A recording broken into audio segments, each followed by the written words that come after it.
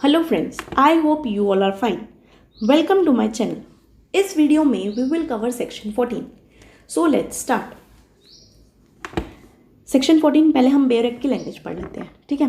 बात करता है implied undertaking as to title in a contract of sale unless the circumstances of the contract are such as to show a different intention, there is an implied condition on the part of the seller that in the case of a sale he has right to sell the goods, and in case of agreement to sell he will have right to sell the goods at the time when the property is to pass.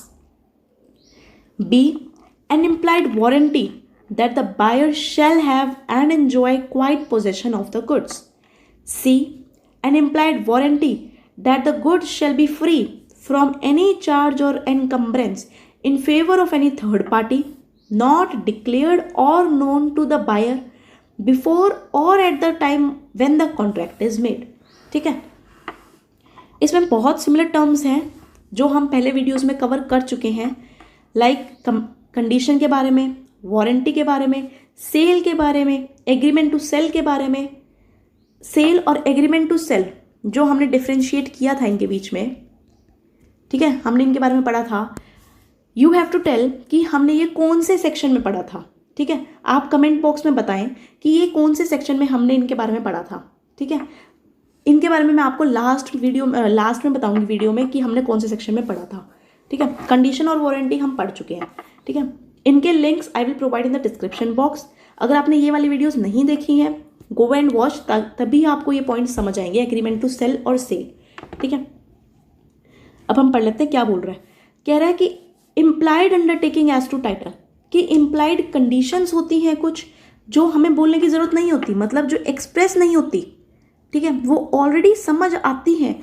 मेरे को बताने की जरूरत नहीं है कि मेरे को रेड कलर की ही साड़ी चाहिए, ये चीज़ तो मैं बताऊंगी, बट कुछ कंडीशंस ऐसी होती हैं जो मुझे बताने की नीड नहीं है। हम इसमें पढ़ेंगे वो क्या है। An implied condition on the part of the seller that in the case of sale, कह रहे हैं सेलर की ड्यूटी है, ये कंडीशन है सेलर पे इम्प्लाइड, कि जब वो सेल कर रहा है उसके पास गुड्स है, राइट्स है सेल करने का, और ऐसे ही एग्रीमेंट टू सेल में भी राइट है, ठीक है। At the time when the property is to pass. See क्या बोल रहे हैं, हम एग्जाम्पल से देखते हैं, एग्जाम्पल से जल्दी समझ आता है। कह रहा है सेलर के पास क्या है, इम्प्लाइड कंडीशन है, इम्प्लाइड कंडीशन है। कंडीशन समझ आती है जो एसेंशियल टू कॉन्ट्रैक्ट है।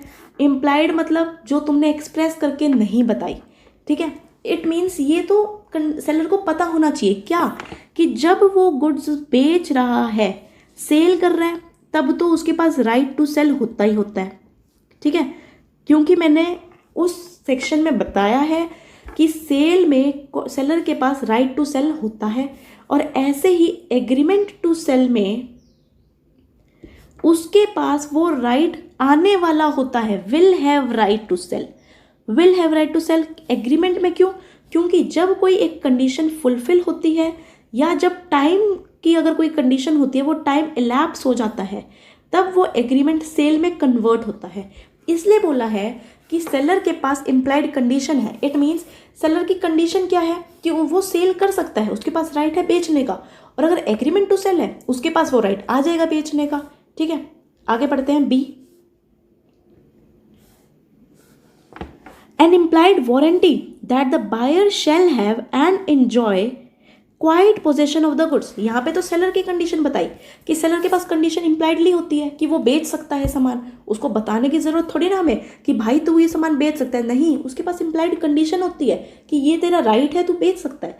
ऐसे ही बायर के पास इम्प्लाइड वारंटी होती है कि enjoy quite possession of the goods, कि जो भी वो गुड्स खरीद रहा है वो क्या है, शांति से उसको इंजॉय कर सके। सपोज मैंने क्या है, अब जैसे बी क्लॉज में क्या बोला कि मेरे पास कस्टमर के लिए इम्प्लाइड वारंटी होती है, कि जो बायर है उसके पास इम्प्लाइड वारंटी होती है कि जो भी वो चीज़ खरीद रहा है उसके पास क्या है, उस चीज़ का जो पोजेशन है जो उस चीज़ का, वो उसको एंजॉय कर सके, मतलब शांति से एंजॉय कर सके, यूँ नहीं कोई उसको डिस्टर्ब करे। जैसे कि सपोज मैंने वही वारंटी वाली चीज़, रेड साड़ी मैंने मांगी थी, यहाँ पे वारंटी लेकर चल रहे हैं हम। इम्प्लाइड वारंटी क्या है, ये मेरी कंडीशन है कि मेरे को रेड साड़ी चाहिए। मेरे पास कंडीशन क्या है, मेरे पास रेड साड़ी, अब मेरे पास क्या, रेड साड़ी उसकी आ गई, मेरी कंडीशन फुलफिल। अब मेरे पास इम्प्लाइड वारंटी है, मुझे बताने की ज़रूरत नहीं है, ये चीज़ एक्सप्रेस करने की ज़रूरत नहीं है, ठीक है। क्या वारंटी, कि जो तुम मेरे को साड़ी दे रहे हो ना, किसी और की मत दे दो, ठीक है। कस्टमर थे दो उसके, ए और बी, ठीक है, मैं उसकी कस्टमर बी थी, उसने मेरे को तो ये साड़ी दे दी, रेड साड़ी, बट पता चला ये तो ए की साड़ी थी।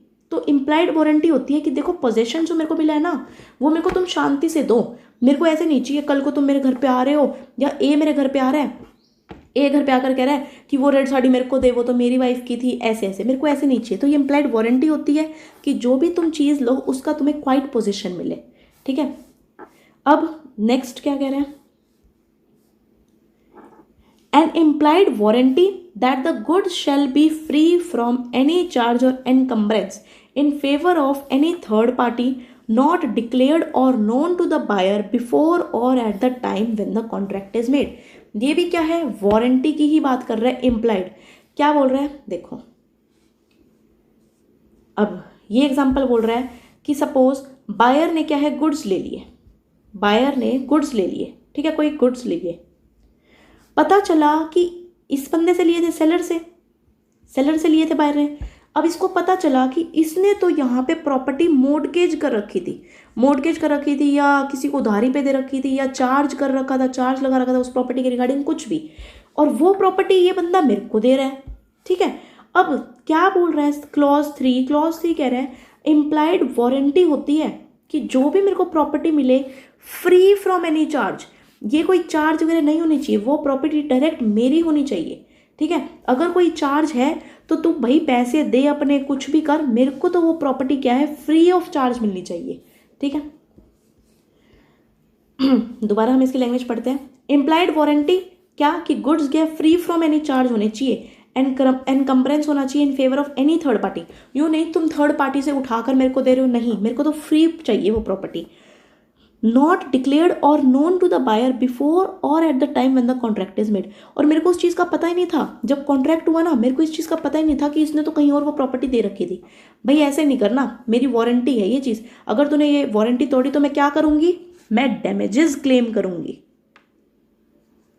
ठीक है। तो मैं क्या करूँगी, मैं डैमेजेस क्लेम करूँगी, ठीक है। तो ये था छोटा सा ही था सेक्शन 14, जिसमें सिर्फ इम्प्लाइड वारंटी की बात करी। इम्प्लाइड अंडरटेकिंग की टाइटल जो है बंदे को फ्री फ्रॉम एनी चार्ज मिलना चाहिए, ठीक है, उसको कोई डिस्टर्बेंस नहीं होनी चाहिए, क्वाइट पोजेशन होना चाहिए उसके पास। ऐसे ही सेलर के पास इम्प्लाइड वारंटी की बात करी कि उसके पास बेचने का राइट होता है, और अगर एग्रीमेंट है तो ही विल हैव राइट, ठीक है। आई होप आपने कमेंट में बता दिया होगा ये कौन सा सेक्शन था। मैं कंफर्म कर देती हूँ, दैट वॉज सेक्शन 4, जिसमें सेल और एग्रीमेंट टू सेल की बात करी गई है, ठीक है। इस वीडियो में इतना ही। इन नेक्स्ट वीडियो हम सेक्शन 15 कवर करेंगे, that is sale by description, ठीक है। I hope you all understood it.